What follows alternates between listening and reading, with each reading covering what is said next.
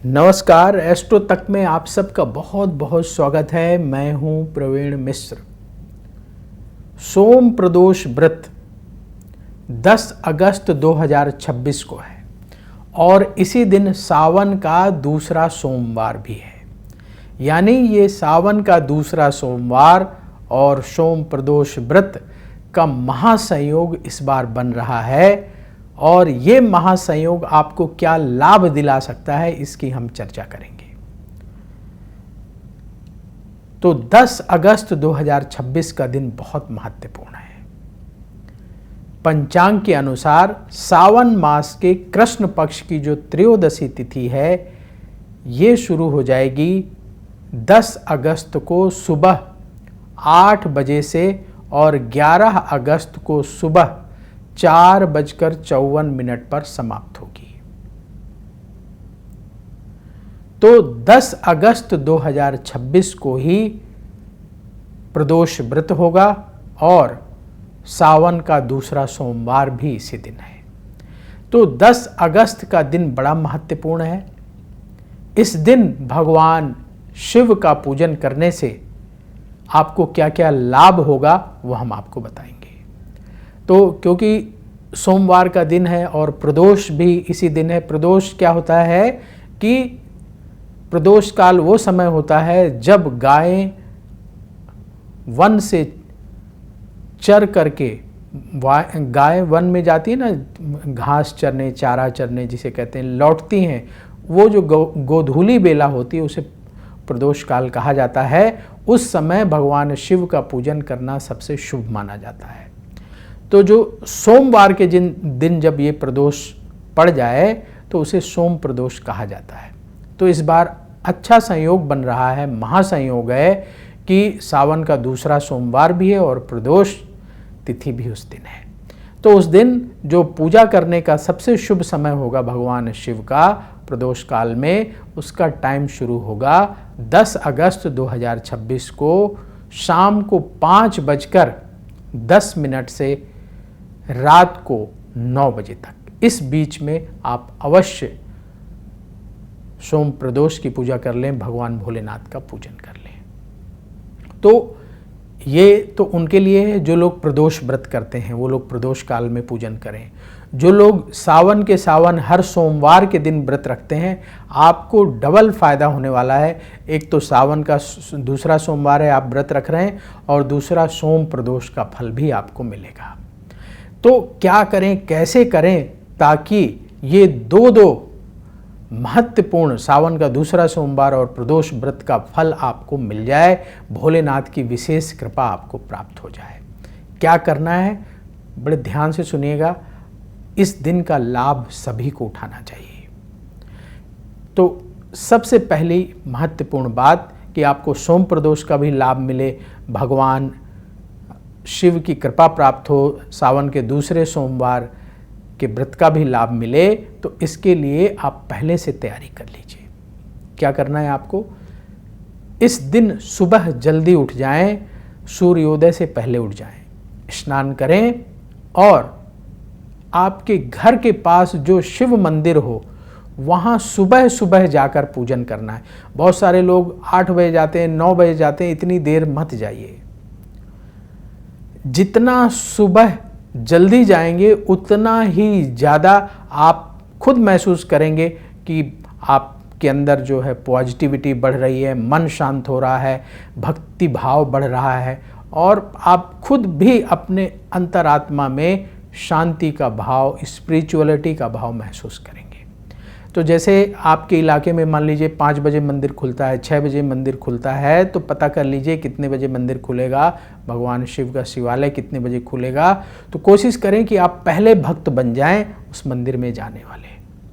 मंदिर खुले आप पहुंच जाएं, तो उसके पहले अपने घर में स्नान कर लीजिए और पहले से ही तैयारी करके रख लें। एक दिन पहले से ही जो जो पूजा की सामग्री की आवश्यकता, हम सारी सामग्री बताने वाले हैं, कौन कौन सी सामग्री जरूरी है वो आपको बताएंगे। तो पहले से एक दिन पहले से तैयारी कर लेंगे और जो सोमवार का दिन होगा उस दिन सुबह जल्दी उठेंगे, स्नान करेंगे, स्वच्छ वस्त्र धारण करेंगे और फिर भगवान शिव के मंदिर जा कर के पूजन करना है। जो लोग सावन के सोमवार का व्रत करते हैं, तो सावन का दूसरा सोमवार है, तो आप व्रत का संकल्प लें, स्नान करके अपने घर के मंदिर में प्रणाम करके संकल्प ले लें। जो लोग प्रदोष का व्रत करते हैं, तो जिस तरीके से आप प्रदोष के नियम का पालन करते हैं, उस नियम को पालन करते हुए आपको व्रत करना है। तो क्या करना है, आपने स्नान कर लिया, स्वच्छ वस्त्र धारण कर लिया, और कौन कौन सी सामग्री लेके जाना है ये नोट कर लीजिए, ये पहले से ही मंगा के रख लीजिएगा। देखिए, भगवान शिव की पूजा में जो जरूरी सामग्रियां हैं वो आपको बता रहे हैं। गंगा जल, गाय का कच्चा दूध, घी, शहद, दही और बेलपत्र। कम से कम 11 बेलपत्र अवश्य होना चाहिए, ज़्यादा हो जाए तो अच्छे हैं। कटे फटे बेलपत्र प्रयोग में ना लें। इसके साथ ही भांग, धतूरा, सफ़ेद चंदन, अक्षत, घी का दीपक और रुद्राक्ष की माला ये लेकर के जाएं। और सुबह सुबह पहुँचें, जैसा कि हमने आपको बताया। और सुबह जाएंगे तो आपको एक फ़ायदा ये भी होगा कि भीड़ नहीं मिलेगी। अगर आप 8 बजे के बाद जाएंगे तो शिव मंदिर में बड़ी भीड़ रहती है, बहुत सारे भक्त होते हैं। अब एक चंदन लगा रहा, दूसरा जल डाल रहा है, तीसरा दूध डाल रहा है, फिर कुछ बेलपत्र चढ़ा, तो उसमें क्या है, आपके मन को संतोष नहीं होगा, अच्छे से पूजा आप नहीं कर पाएंगे। तो कोशिश करें कि भीड़ लगने से पहले ही पहुंच जाएं और आप शांत चित्त से पूजन कर लें। तो क्या कोशिश करना है आपको कि आप सुबह जल्दी पहुंच जाएं और शांत चित्त से भगवान का पूजन करें। तो जो सामग्री आपको बताई ये लेकर के जाएंगे।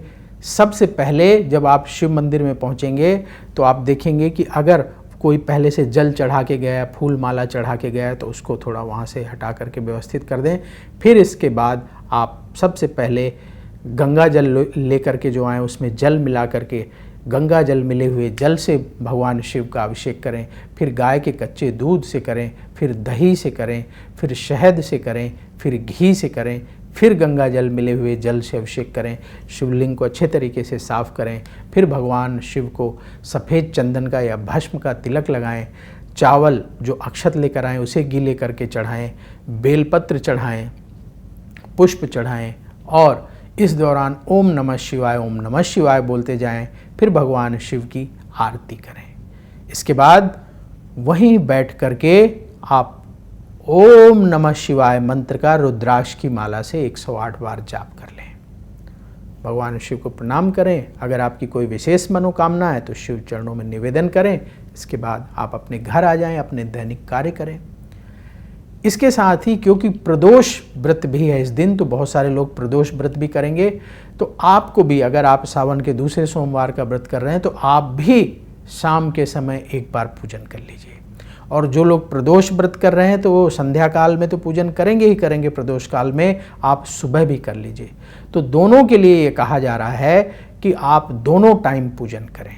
और जो लोग पहले से करते आ रहे हैं तो उनके लिए तो अति उत्तम बात है, बहुत अच्छी बात है। और जो लोग व्रत नहीं रख पा रहे हैं, आपसे भी निवेदन है कि आप कम से कम एक बार पूजन अवश्य करें। सुबह का पूजन बहुत उत्तम है, क्योंकि आप सुबह पूजा करके फिर अपने काम पर चले जाएंगे, टेंशन नहीं रहेगी। शाम को लेट आ रहे हैं, जल्दी आ रहे हैं, कोई टेंशन नहीं होगी।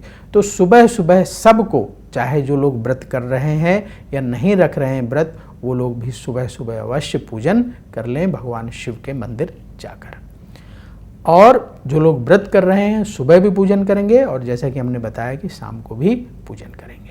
तो शाम को जो प्रदोष काल का हमने मुहूर्त बताया, उस मुहूर्त में पूजन करेंगे। आप चाहें तो शिव मंदिर जाकर कर सकते हैं, या अपने घर में आपने शिवलिंग रखा हुआ है तो वहाँ भी भगवान शिव और माता पार्वती का पूजन कर सकते हैं। अभिषेक कर सकते हैं। अभिषेक का विधान बिल्कुल वैसा ही होगा जैसा हमने आपको बताया सुबह की पूजा के लिए। वही सामग्री होगी, उसी तरह की सामग्री रखना है, उसी क्रम में आपको पूजन करना है। और ओम नमः शिवाय मंत्र का जाप करेंगे, भगवान शिव की आरती करेंगे। और खीर का भोग भगवान भोलेनाथ को लगाना चाहिए। खीर का भोग लगाएं और ज़्यादा से ज़्यादा लोगों को प्रसाद बांटें। तो आप इस महत्वपूर्ण दिन का लाभ जरूर उठाइए। सोम प्रदोष व्रत है, सावन का दूसरा सोमवार है। इस दिन आप जो भी मनोकामना शिव चरणों में निवेदन करेंगे, भगवान भोलेनाथ अवश्य आपकी मनोकामना पूर्ण करेंगे। जिन लोगों की शादी नहीं हो रही है, विवाह में बाधा आ रही है, वो लोग अवश्य व्रत करें और दोनों टाइम पूजन करें। जिन लोगों के जीवन में कलह है, टेंशन है, वैवाहिक जीवन में परेशानियां हैं, वो लोग अवश्य इस दिन पूजन करें। जिन लोगों की कुंडली में चंद्रमा से संबंधित कोई दोष है, चंद्रमा अस्त है, चंद्रमा पीड़ित है, चंद्रमा छठे घर 8वें घर में बैठा हुआ है, आप भी इस दिन अवश्य भगवान शिव का रुद्राभिषेक कराएं। पंडित जी की मदद से रुद्राभिषेक करा लें, या व्यवस्था नहीं बन पा रही तो स्वयं रुद्राभिषेक कर लें। जैसा हमने अभिषेक का विधान बताया, जो सामग्री बताई, उस सामग्री का प्रयोग करके आप अभिषेक कर लें, तो आप देखेंगे कि आपकी चंद्रमा से संबंधित जो समस्या है उसमें बहुत राहत प्राप्त होगी। इसके साथ ही जिन लोगों की कुंडली में काल सर्प दोष है, उन लोगों के लिए भी ये दिन बड़ा महत्वपूर्ण है। काल सर्प दोष की शांति के लिए आप भगवान शिव का रुद्राभिषेक कराएं या स्वयं पूजन कर लें, और नाग नागिन का एक जोड़ा शिवलिंग पर अवश्य सोमवार के दिन चढ़ाएं। आप चांदी का नाग नागिन का जोड़ा लाकर चढ़ा सकते हैं, आप तांबे का नाग नागिन का जोड़ा ला करके चढ़ा सकते हैं। तो ये ला करके हमें चढ़ाना चाहिए। कभी भी जीवित नाग देवता की पूजा नहीं करनी चाहिए। बहुत सारे लोग करते हैं, तो हम नाग पंचमी आएगी, उसमें ज़रूर इस पर एक वीडियो करेंगे, आप ज़रूर देखिएगा कि जब भगवान शिव का पूजन करें तो आप हमेशा जो है खास करके जो काल सर्प दोष से परेशान लोग हैं, आप चांदी के नाग नागिन या तांबे के नाग नागिन ही चढ़ाएं। कभी भी जीवित नाग देवता की पूजा ना करें। खतरा रहता है नाग देवता किसी को काट लें, या वैसे भी शास्त्रों में ऐसा विधान नहीं बताया गया है, मूर्ति पूजा का ही विधान बताया गया है। तो आप देखते हैं ना, जब शिव मंदिर जाते हैं तो भगवान शिव के पत्थर के नाग देवता या पीतल के नाग देवता या तांबे के नाग देवता भगवान शिव के शिवलिंग के पास होते हैं। आप उन्हीं को प्रणाम करें, उन्हीं का पूजन करें, जो लोग काल सर्प दोष से परेशान हैं। तो ये कुछ महत्वपूर्ण जानकारी थी आपको सावन के दूसरे सोमवार के दिन का कैसे लाभ उठा सकते हैं।